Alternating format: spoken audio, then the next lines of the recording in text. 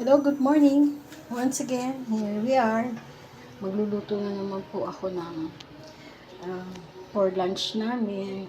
Aming ulam now is gisadong cabbage with pork.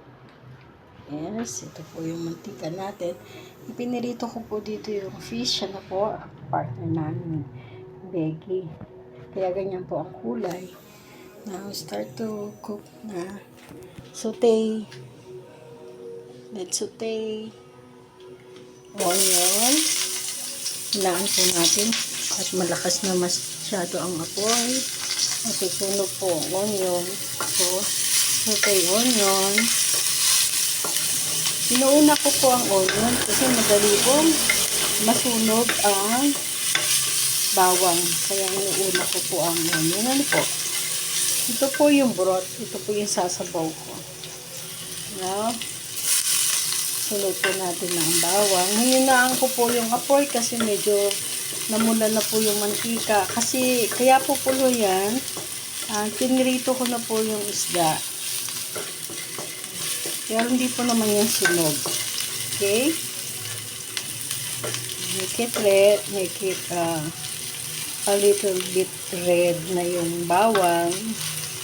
Then, yung onion is luto na rin dahil lanta na siya. Sunod po natin, lagyan po ng carrots ang cabbage ko para makulay ang buhay. Kasi kapag cabbage lang po, pale po yung kulay, parang mas masarap kainin ang pagkain kapag masaya siya. Makulay ang gulay. Yan. So, mayroon siyang orange. Which is good naman yung carrots natin.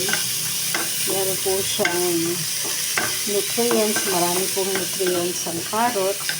So, make it a point na isasahog din natin siya sa gulay. Yan. Aba. Parang masunog na yata yung aking bawang at carrots. Then, palo na rin po natin ang ang hirap po ng isa lang ng ano. Okay, palo po natin yung pork na pinalambot ko. Actually, ito po ay spare ribs. Mga buto-buto. Kasi pinag-broth ko muna po siya.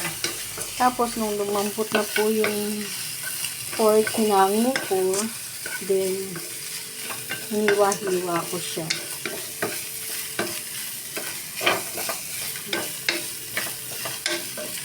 Ito na po lalagyan ng ano tawag dito?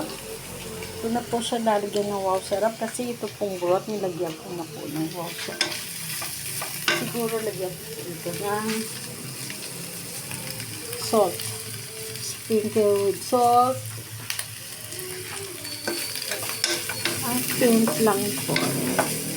Peach. Okay. Pink o peach. Yes. Ayan na po. Mapula na. Natutoast na yung karne. Pero actually, luto na po yung karne kasi pinakulo ako na po siya ng for almost an hour. Sa mahinang apoy. Ito nga po pinagsabawan niya. Okay. Then, follow na natin ang cabbage. Narito po ang cabbage. Binabot ko po siya sa tubig ng aking hiniwa. Maliliit-liit po ang hiwa.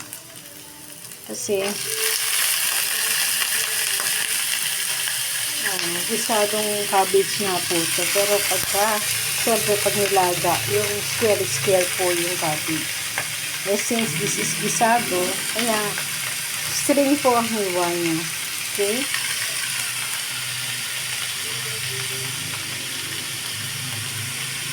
Ayan.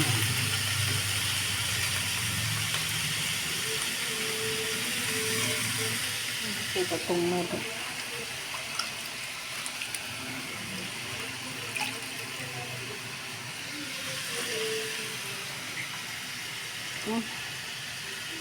Okay. Dito po tayo sa munti kong kitchen.